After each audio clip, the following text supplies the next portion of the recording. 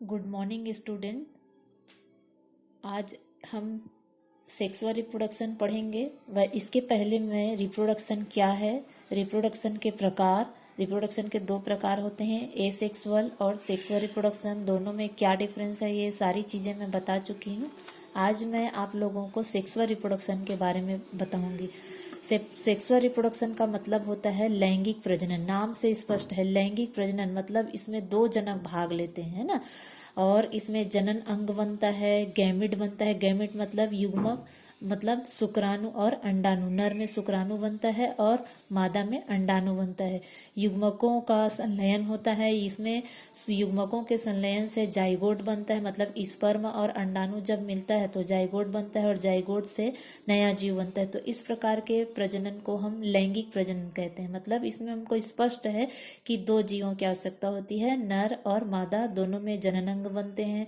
दोनों के जनन अंगों में गैमिट का निर्माण होता है, नर में शुक्राणु का निर्माण होता है और मादा में अंडाणु का निर्माण होता है। तो यही और दोनों का जैसे ही निर्माण होता है तो दोनों में निषेचन की प्रक्रिया होती है और निषेचन की प्रक्रिया से जाइगोट बनता है और जाइगोट से नया जीव बनता है। तो ये सारी प्रक्रिया जो है वो कहलाता है लैंगिक प्रजनन कहलाता है।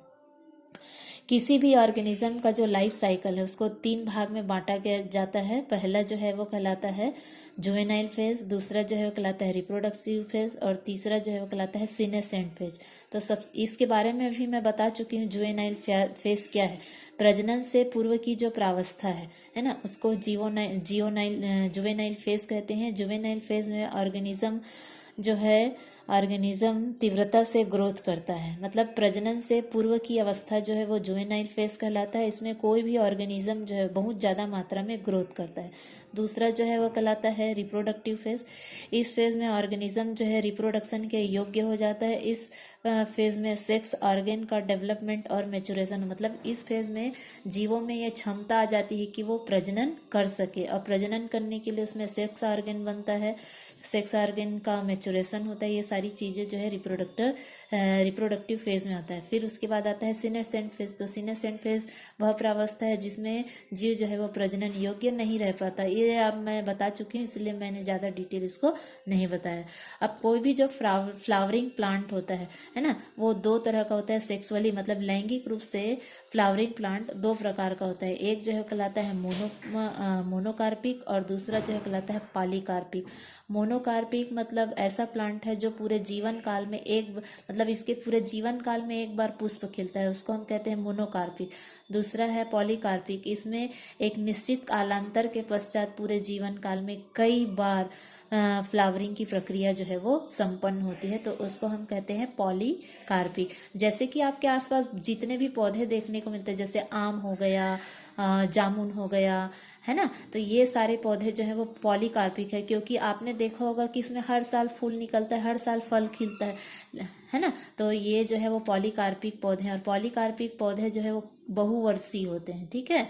और मोनोकार्पिक जो है मतलब ये पूरे जब तक जिंदा रहेगा अपने जीवन काल में केवल एक ही बार इसमें फ्लावरिंग की प्रक्रिया होती है, तो इसको हम कहते हैं मोनोकार्पिक। और मोनोकार्पिक पौधे जो है जनरली एक वर्षीय, द्विवर्षीय और बहुत कम बहुवर्षीय होते हैं, बहुत कम बहुवर्षीय होते हैं, है ना। अब कुछ जो मोनोकार्पिक प्लांट होते हैं वो बहुवर्षीय कुछ जो है ना, उसी में एक उदाहरण दिया गया है बैम्बूसा ट्यूबरल का, बैम्बूसा टल्बा, है ना, बांस का पौधा का जो आयु रहता है वो 48 से 100 वर्ष तक रहता है, और ये 48 से 100 वर्ष तक वेजिटेटिव फेज में रहता है। पूरे जीवन काल में इसमें एक बार ही फ्लावरिंग की प्रक्रिया होती है, और जैसे ही इसमें फ्लावरिंग होगा इसका जीवन फूल फल बनेगा और उसके बाद इसका जीवन काल जो है वो समाप्त हो जाता है। दूसरा जो है कहलाता है, दूसरा जो एक महत्वपूर्ण पौधा है जिसका नाम है स्ट्रोबिलेंथस कुंथियाना, है ना, जिसको नीला कुरेंजी के नाम से भी जानते हैं। ये एक ऐसा पौधा है जो 12 वर्ष में एक बार फ्लावरिंग होता है, मतलब 12 वर्ष में इसका जीवन काल जो है लगभग 12 वर्ष का होता है, और 12 वर्ष में एक बार इसमें फ्लावरिंग होता है। जैसे ही फ्लावरिंग होता है ना, तो फल फूल बनेगा, उसके बाद इसकी जीवन जो है वो मतलब इसका जीवन काल जो है वो क्या हो जाता है, समाप्त हो जाता है। और ये जो पौधा, इस पौधा की विशेषता है ना, कि ये जो है कर्नाटक है, कर्नाटक है, तमिलनाडु है, केरल है, इसके पहाड़ी क्षेत्रों में चादर जब ये खिलता है तो चादर जैसे वहाँ का जो नीचे का जो वो रहता है जमीन जो है उसमें फूलों का चादर जो है वो कालीन जैसे बिछ जाता है। एकदम इम्पोर्टेंट चीज़ है ये स्ट्रोबिलेंथस कुंथियाना। Thank you.